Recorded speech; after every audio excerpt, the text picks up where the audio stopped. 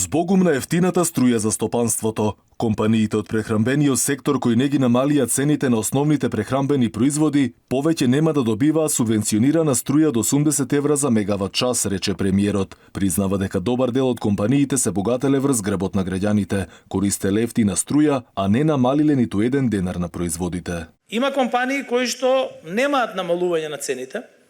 Државниот пазарен инспекторат мора да направи анализа и тој веќе ја прави анализата.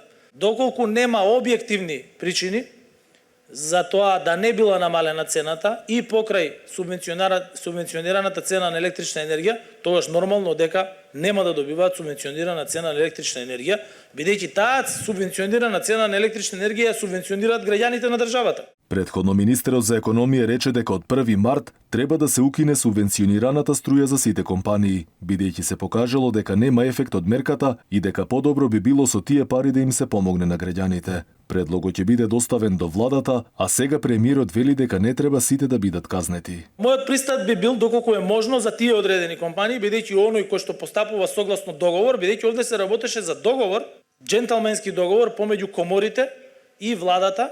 Инаку нешто повеќе од 60, а дури и 70% од компаниите од прехранбениот сектор не ги намалиле цените на производите. Вкупно 240 фирми од прехранбената индустрија веќе трет месец користат ефтина струја по цена до 80 евра за мегават час. Мерката требаше да важи до 1 април, но по реакциите од јавноста дека од намалувањето нема ниту Н, владата бара веднаш мерката да биде укината.